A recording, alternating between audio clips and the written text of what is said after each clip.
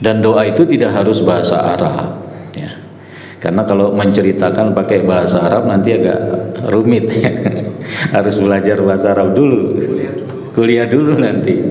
Jadi cukup bahasa Arabnya itu pembukaannya berupa pujian kepada Allah dan bersolawat kepada Nabi.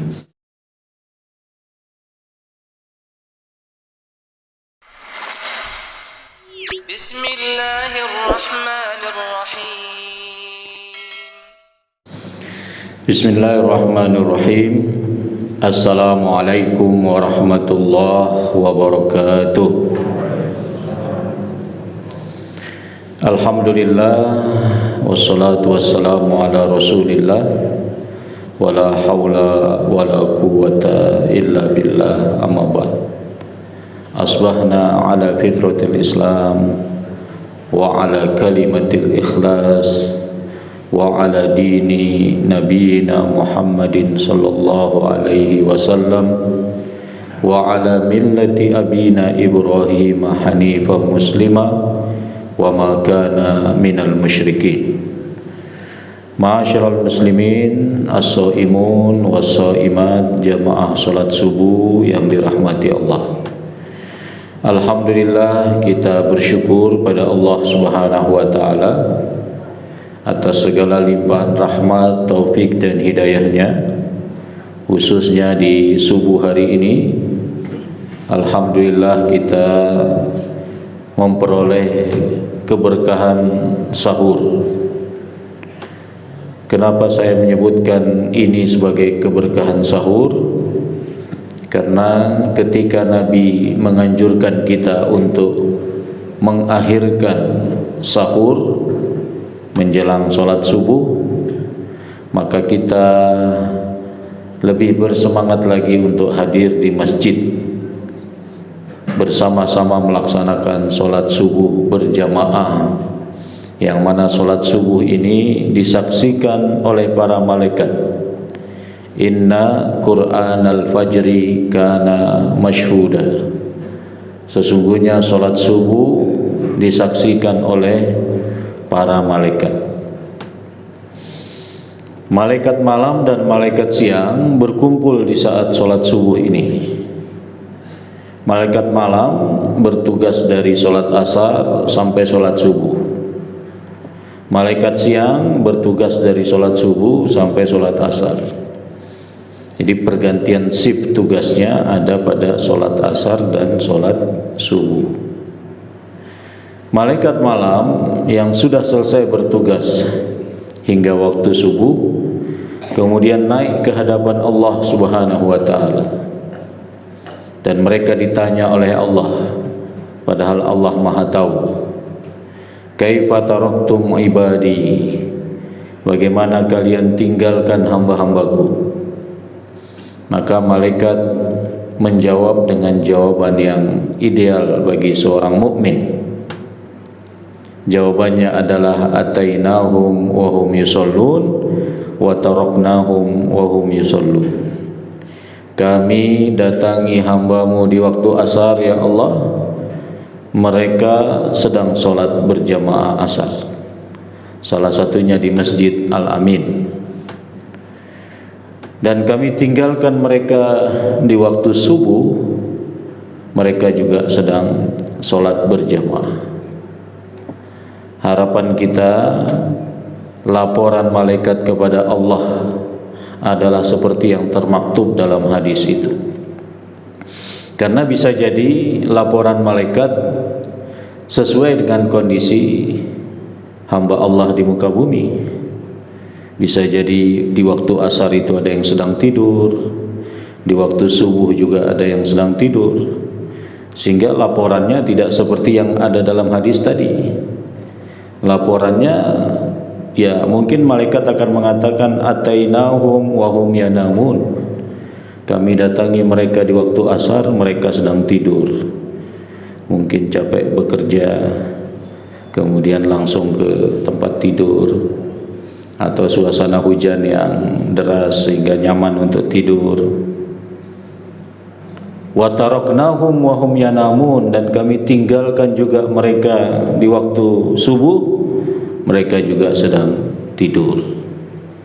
Mungkin karena begadang terlalu lama di malam hari, atau sahurnya terlalu dini, jam 2, masih jeda waktu yang cukup panjang, akhirnya tidur, atau alasan-alasan lain.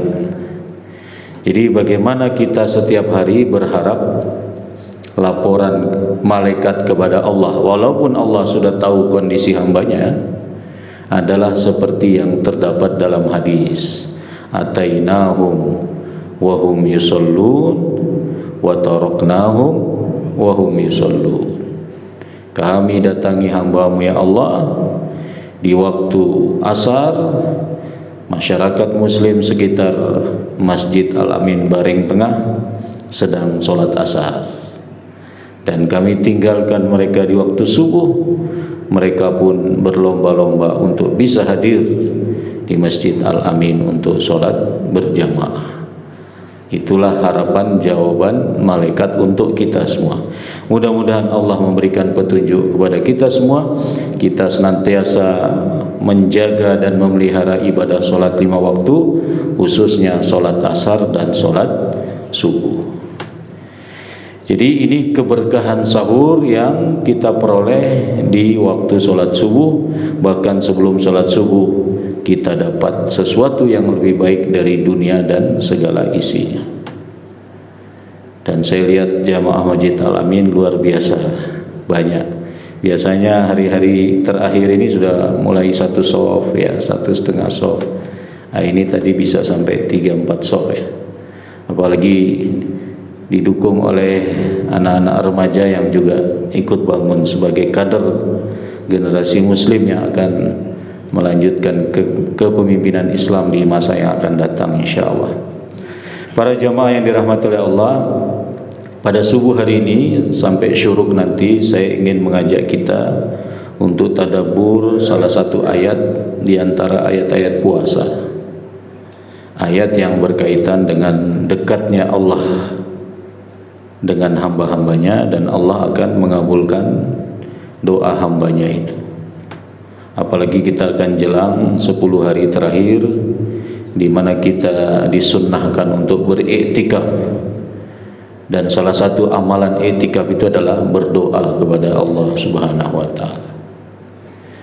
A'udzubillahi minasyaitonir rajim. Wa idza sa'alaka 'ibadi 'anni fa inni qarib ujibu da'watad da'i idza da'an falyastajibu li wal yu'minu bi la'allahum yarshudun.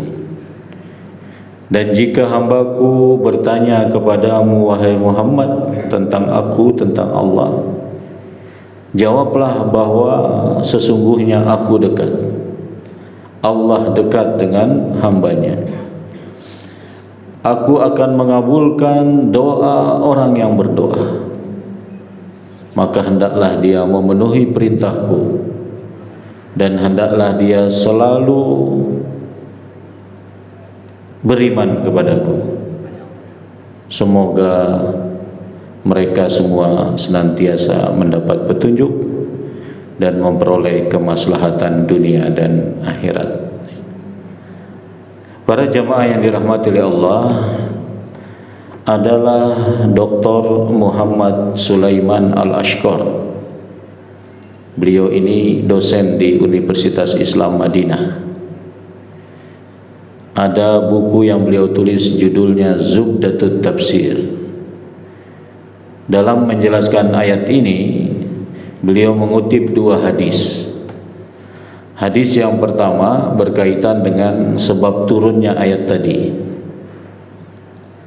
Ketika suatu hari datang seorang sahabat kepada Rasulullah. Sahabat ini kemudian bertanya, "Ya Rasulullah, wahai Rasulullah, Ar-Rabbuna qaribun fanunajihi am ba'idun fanunadihi?" Wahai Rasulullah, apakah Tuhan kami, Tuhan yang kami sembah, yaitu Allah Subhanahu wa taala, itu dekat sehingga kalau kami berdoa cukup dengan suara yang lirih, ataukah Tuhan yang kami sembah itu jauh sehingga kalau kami berdoa harus berteriak-teriak memanggilnya. Menjawab pertanyaan ini turun wahyu kepada Nabi Muhammad yang menegaskan, yang memaklumkan kepada kaum mukminin bahwa Allah dekat dengan hamba-hambanya. Sehingga kalau berdoa cukup dengan suara yang lirih saja, tidak usah berteriak-teriak, karena Allah Maha mendengar doa hamba-hambanya. Kemudian hadis yang kedua yang dikutip oleh Dr. Muhammad Sulaiman Al-Ashqar adalah hadis tentang bagaimana Allah mengabulkan doa hamba-hambanya. Hadis yang diriwayatkan oleh Imam Ahmad. Nabi SAW bersabda, "Ma min muslim yad'ullaha bida'watin laisa fiha ithmun wala qati'atu rahimin illa a'tahu Allah ihda salatin." Siapa saja hamba muslim yang berdoa kepada Allah, memohon sesuatu kepada Allah, dan di dalam doanya, untaian doanya, redaksi doanya itu tidak ada kandungan dosa, dia tidak berdoa untuk berdosa. Misalnya seorang pejabat, ya Allah mudahkan saya untuk korupsi, sementara korupsi dilarang, dia malah minta memudahkan. Nah, itu doa yang mengandung dosa. Dan tidak ada juga upaya untuk memutus silaturahim dengan karib kerabatnya, dengan keluarganya. Kalau dua hal itu tidak ada, maka Allah akan memberikan kepadanya salah satu dari tiga, atau Allah akan mengabulkan dengan cara salah satu dari tiga. Apa tiga itu? Yang pertama, imma an tu'ajjala lahu da'watuhu. Bisa jadi doa seorang hamba itu segera dikabulkan sesuai dengan apa yang dia minta kepada Allah, sesuai dengan permohonannya. Dia minta A, diberikan A. Dia minta rizki, diberikan rizki. Dia minta sehat, diberikan sehat. Yang belum menikah minta jodoh, akhirnya ketemu jodohnya, dan seterusnya. Jadi permohonannya dikabulkan. Makna segera di sini bisa langsung setelah doa, bisa juga mungkin hari itu sorenya dikabulkan, bisa juga di akhir pekan dikabulkan, bisa juga mungkin dalam 2-3 bulan ini terus berdoa, akhirnya 3 bulan yang akan datang dikabulkan. Nabi SAW pernah menceritakan orang-orang beriman pada zaman dulu dari kalangan Bani Israel. Mereka terjebak dalam gua, 3 orang bersaudara terjebak dalam gua. Ada sebuah batu besar, ketika mereka masuk ke dalam gua itu tiba-tiba menutupi pintu gua. Batu besar itu cukup berat, mereka tidak bisa mendorongnya, dan mereka praktis tidak bisa keluar dari gua itu. Sehingga salah seorang dari mereka menginformasikan kepada temannya untuk mengingat-ingat amal soleh yang pernah dilakukan. Udu'ullaha bisolihi a'malikum. Berdoalah kalian kepada Allah, minta tolong supaya bisa keluar dari gua ini dengan perantara, dengan wasilah amal-amal soleh yang pernah kalian lakukan. Maka 3 orang ini mulai berpikir dan mengingat-ingat apa amal soleh terbaik yang dilakukan dengan ikhlas yang pernah mereka lakukan. Maka salah seorang memulai doanya, ya Allah, saya memiliki orang tua yang sudah tua renta. Setiap hari saya buatkan susu untuk keduanya, dan mereka senang meminum susu buatan saya. Namun suatu hari saya memiliki pekerjaan yang cukup jauh dari rumah. Ini terjemahan bebasnya. Ketika saya kembali ke rumah, saya dapati kedua orang tua saya itu sudah tertidur, sehingga hari itu mereka belum sempat meminum susu yang biasa saya buat. Maka segera saya ke dapur, saya buatkan susu yang sehari-hari saya buat. Kemudian saya antar ke kamar kedua orang tua saya dengan harapan beliau bangun sejenak.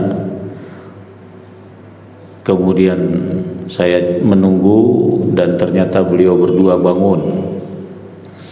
Akhirnya saya minumkan susu yang saya buat itu sebelum susu itu saya berikan kepada keluarga saya. Ya Allah, kalau itu adalah pekerjaan yang saya lakukan ikhlas mengharap ridho-Mu, saya berbakti kepada kedua orang tua saya, maka keluarkanlah kami dari gua ini.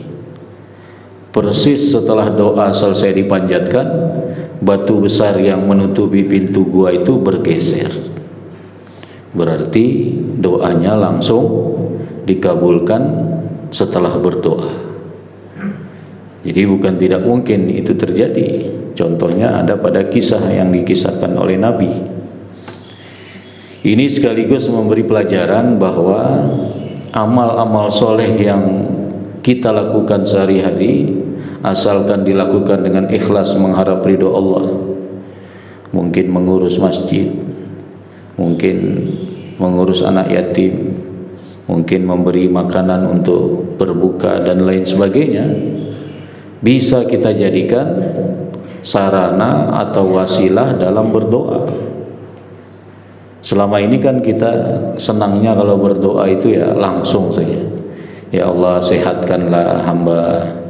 Ya Allah, luluskan anak saya yang sedang ujian, dan seterusnya dan seterusnya. Jadi kita seharusnya bercerita dulu kepada Allah. Ya Allah, suatu hari saya antar orang tua saya ke rumah sakit Saiful Anwar karena beliau mengalami kecelakaan misalnya. Kemudian saya urusi semua keperluannya, saya ambilkan obatnya, saya bayarkan seluruh biayanya sebagai bakti saya kepada orang tua saya. Ya Allah, sekarang anak saya sedang ujian misalnya untuk kelulusannya di kampus, mudahkanlah urusannya, misalnya, kan bisa begitu. Karena dalam contoh kisah Nabi itu kan hanya buat susu. Saya yakin Bapak Ibu lebih dari sekedar buat susu. Buat susu saja bisa jadi birrul walidain dan bisa dijadikan wasilah untuk berdoa kepada Allah. Nah, kenapa berbagai bentuk amal soleh berupa birrul walidain yang kita lakukan tidak kita pakai dalam doa-doa yang kita panjatkan? Dan doa itu tidak harus bahasa Arab, ya. Karena kalau menceritakan pakai bahasa Arab nanti agak rumit, ya. Harus belajar bahasa Arab dulu, kuliah dulu nanti. Jadi cukup bahasa Arabnya itu pembukaannya berupa pujian kepada Allah dan bersolawat kepada Nabi. Adapun redaksi yang kita tidak bisa untuk mengarabkan, ya pakai bahasa kita, pakai bahasa Indonesia. Nah, itu doa yang segera dikabulkan. Jadi cara Allah mengabulkan doa hambanya bisa jadi segera dikabulkan. Dan saya yakin setiap kita yang hadir saat ini pernah berdoa kepada Allah dan segera dikabulkan. Bapak Ibu punya pengalaman mendoakan anaknya, mungkin mendoakan masjid ini supaya dijaga oleh Allah dan lain sebagainya. Saya yakin ada yang berdoa dan dikabulkan oleh Allah. Yang kedua, bagaimana cara Allah mengabulkan doa hambanya? Kata Nabi, wa imma ayyaddakhiraha lahu fil akhirah. Allah kabulkan dengan cara doa si hamba tadi ditabung, disimpan tidak segera dikabulkan, tapi nanti diberikan di akhirat. Karena Allah Maha Bijaksana, Allah Maha tahu kebutuhan hambanya. Barangkali kalau dikabulkan di dunia, dia malah malas ke masjid karena ngurusi bisnis dan seterusnya. Dia tidak lagi terlihat hadir sholat subuh karena malamnya pulang terlarut capek bekerja dan seterusnya. Jadi Allah maha tahu. Karena itu kalau kita berdoa memohon sesuatu belum melihat tanda-tanda dikabulkan oleh Allah, berhusnuzonlah kepada Allah, berprasangka baiklah kepada Allah, bahwa bisa jadi doa kita sudah disimpan, sudah jadi amal soleh. Karena kata Nabi, ad-du'a'u huwal ibadah, doa itu ibadah. Jadi sudah jadi amal soleh kita. Dan setiap amal soleh yang diterima oleh Allah pasti akan dibalas. Faman ya'mal mithqala dzarratin khairan yarah. Siapa yang mengerjakan suatu kebaikan walaupun kecil, itu pasti dia akan melihat balasannya. Allah tidak pernah mengingkari janjinya. Innallaha la yukhliful mi'ad. Jadi berprasangka baiklah. Allah Maha tahu, Allah Maha bijaksana. Mungkin Allah tidak mengabulkan sekarang, tapi nanti disimpan kemudian dikabulkan di akhirat. Kalau diberikan di akhirat pasti dengan yang lebih baik daripada apa yang kita minta di dunia. Karena semua kehidupan di akhirat itu jauh lebih baik dari kehidupan di dunia. Baik soal makannya, soal kenikmatannya, gambaran kehidupannya, keadaan rumah dan istananya, itu lebih baik keadaan di akhirat. Wal akhiratu khairu wa abqa. Inna hadza lafi suhufil ula suhufi Ibrahim wa Musa. Jadi ayat ini dari awal sudah menyampaikan kepada manusia sejak zaman Nabi Musa dan Nabi Ibrahim bahwa kehidupan akhirat itu lebih baik dan lebih kekal. Kenapa Al-Quran kembali mengingatkan masa lalu, bahwa di zaman Nabi Musa, Nabi Ibrahim sudah disampaikan dengan sangat sering oleh Nabi Musa dan Nabi Ibrahim bahwa kehidupan akhirat lebih baik. Dan disampaikan lagi pada syariat Nabi Muhammad, pada Al-Quran, untuk meyakinkan bahwa jangan sampai terpesona, terpedaya dengan kehidupan dunia. Dunia pasti akan kita tinggalkan. Karena itu kehidupan dunia ini harus jadi bekal untuk bisa meraih kebaikan di akhirat. Jangan sampai senang dunia tapi lupa akhirat. Atau jangan sampai semua yang dimiliki hanya untuk dunia. Tidak ada kebaikan yang tersimpan untuk bekal di kehidupan akhirat. Dia akan menyesal sebagaimana gambaran surat Al-Fajr. Yaqulu ya laitani qaddamtu li hayati. Ada orang mengatakan, yaitu orang kafir, celakalah aku, apa bekal yang aku siapkan untuk kehidupanku yang sesungguhnya itu. Jadi kehidupan kita yang sesungguhnya adalah akhirat, bukan dunia. Ada kata hayati dalam ayat itu, qaddamtu li hayati. Artinya bahwa sebenarnya manusia sadar bahwa akhirat itulah kehidupan yang sesungguhnya. Tapi dengan berbagai godaan dunia, dari apa yang diperlihatkan oleh setan, dia tergoda untuk memprioritaskan kehidupan dunianya, sehingga lupa untuk mempersiapkan kehidupan akhiratnya. Jadi jangan sampai kita termasuk yang mengatakan yaqulu ya laitani qaddamtu li hayati. Seharusnya kita yang dipanggil oleh Allah, ya ayyatuhan nafsul mutmainnah irji'i ila rabbiki radiyatan mardiyah fadkhuli fi ibadi wadkhuli jannati. Juga dalam surat Al-Fajr 4 ayat terakhir. Nah, itu harapan kita. Karena itu kembali kepada doa tadi, kalau kita belum melihat tanda-tanda dikabulkan doa kita, tetaplah husnuzon, tetaplah berprasangka baik sambil muhasabah apa gerangan doanya masih belum terkabulkan. Ya, boleh muhasabah, tapi jangan berprasangka buruk kepada Allah. Wah, Allah tidak mengabulkan doa saya. Padahal Nabi mengatakan, innallaha hayyun karim, yastahyi min abdihi idza rafa'a ilaihi yadayhi an yaruddahuma sifra. Sesungguhnya Allah itu maha hidup, maha banyak memberi. Allah malu pada hambanya yang mengangkat kedua tangannya untuk berdoa memohon sesuatu dan tangannya dikembalikan dalam keadaan kosong, maksudnya tidak dikabulkan. Jadi sebenarnya Allah itu malu tidak mengabulkan doa kita ketika kita sudah mengangkat kedua tangan kita. Disinilah motivasi Rasulullah agar kita tidak malas-malas dalam berdoa. Karena seringkali yang kita anggap ibadah itu hanya sholat, puasa, baca Quran. Doa kita tidak anggap sebagai ibadah, sehingga sering kita lalaikan. Padahal sebenarnya kita punya hajat. Ada hajat dunia kita, ada hajat akhirat kita. Kenapa kita tidak mohonkan? Kita mohonkan berkali-kali tidak apa-apa. Kita mohonkan sesering mungkin tidak apa-apa. Karena Allah senang mendengar dan melihat hambanya berdoa kepadanya. Dan Allah cemburu kalau hambanya itu justru berdoa kepada selain Allah, meminta kepada pohon, meminta kepada gunung, pada berhala. Karena setiap kita ini diciptakan memiliki fitrah bertuhan. Kalau kita tidak menjadikan Allah sebagai Tuhan, maka ada hal-hal lain yang dijadikan sebagai Tuhan.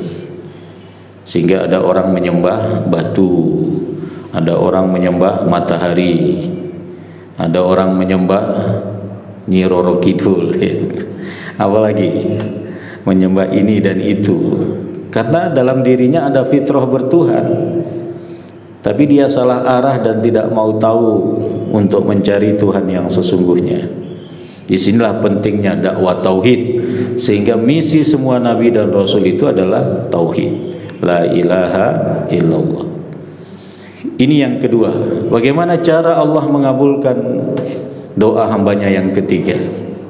Kata Nabi, wa imma an yasrifa anhu minas su'i mitlaha. Allah kabulkan dengan cara apa yang dimohonkan oleh si hamba tidak dikabulkan sesuai permintaannya, tapi Allah ganti. Dengan apa Allah ganti? Dihindarkannya orang yang berdoa itu dari keburukan-keburukan. Jadi kalau kita berdoa, Bapak Ibu berdoa mohon sesuatu, kok belum melihat tanda-tanda dikabulkan, padahal badannya sehat, kemarin-kemarin sakit kok sekarang tidak sakit lagi, kemudian lebih senang datang ke masjid berjamaah, terlebih di bulan Ramadan ini, bisa jadi itu juga pengabulan Allah. Allah ganti apa yang kita mohon dengan dihindarkannya kita dari sakit, karena sakit adalah keburukan. Allah ganti apa yang kita mohon dengan dihindarkannya kita dari rasa malas, malas datang ke masjid, lebih senang sholat di rumah, praktis, selesai lebih cepat, langsung bisa kerja lagi dan seterusnya. Jadi pertimbangan seperti itu adalah pertimbangan keburukan, karena sunnah Nabi datang ke masjid, sholat untuk berjamaah di masjid, bahkan pahalanya 27 kali lipat dibanding sholat sendiri di rumah. Jadi Bapak Ibu yang dirahmati oleh Allah, Allah kabulkan dengan cara Allah ganti. Tidak dikabulkan apa yang kita minta, diganti dengan dihindarkan kita dari keburukan, setara dengan apa yang kita minta, sesuai dengan apa yang kita minta. Nah, kalau kita berdoa, Bapak Ibu berdoa, para jamaah berdoa memohon sesuatu, belum melihat tanda-tanda dikabulkan doa kita oleh Allah, tetapi anak-anak kita yang sekolah pulang kembali ke rumah dalam keadaan sehat, tidak terjadi kecelakaan di jalan, tidak dibuli oleh teman-temannya. Beberapa waktu yang lalu ada kelitih ya di Jogja itu. Jadi anak remaja yang mencegat remaja yang lain untuk minta sesuatu, bahkan sampai dianiaya, dan ada yang sampai meninggal kemarin. Kenakalan remaja seperti itu mungkin saja terjadi di Kota Malang, tapi anak kita kembali dalam keadaan selamat, tidak terlibat narkoba, tidak terlibat pergaulan bebas, bahkan senang menjadi remaja Masjid Al-Amin misalnya. Bisa jadi itu cara Allah mengabulkan doa kita. Anak kita tidak keliaran di MOG malam-malam taraweh kan? Karena bukan tidak mungkin dengan perkembangan teknologi informasi ini, mereka lebih senang di tempat-tempat yang seperti itu. Di Dawu itu ada kampung kafe dekat rumah Abdul Manan itu. Jadi dari timur ke barat itu kafe semua. Dan di musim taraweh ini malah banyak di situ daripada di Masjid At-Taqwa. Nah, jadi dengan bapak ibu punya anak malah ke masjid di jam-jam taraweh, itu barangkali bagian dari pengabulan Allah. Bagian dari yang kita minta kepada Allah sesuatu tapi tidak dipenuhi, diganti dengan seperti itu. Anak-anak kita dihindarkan dari pergaulan yang tidak memberikan manfaat dunia dan akhiratnya. Jadi ini 3 cara Allah mengabulkan doa hambanya. Pertama, dikabulkan dengan segera sesuai permintaan hambanya. Yang kedua, Allah simpan dan nanti diberikan di akhirat. Kalau diberikan di akhirat pasti jadi ahlul jannah. Gak mungkin diberikan di akhirat jadi ahlun nar. Yang ketiga, Allah ganti dengan dihindarkannya kita ataupun keluarga kita dari keburukan-keburukan. Karena itu senyampang kita di bulan yang penuh berkah, bahkan disebut syahrud doa, bulan untuk kita meningkatkan intensitas doa. Apalagi akan kita jelang 10 hari terakhir untuk mencari Lailatul Qadar. Maka jangan malas-malas berdoa, berdoalah kepada Allah. Minta segala yang kita inginkan untuk kebaikan dunia dan akhirat kita. Mudah-mudahan Allah mengabulkan doa-doa kita. Amin ya rabbal alamin. Demikian, mudah-mudahan ada manfaatnya. Subhanakallahumma wa bihamdika asyhadu an la ilaha illa anta astaghfiruka wa atubu ilaik. Assalamualaikum warahmatullahi wabarakatuh. Saya izin foto ya.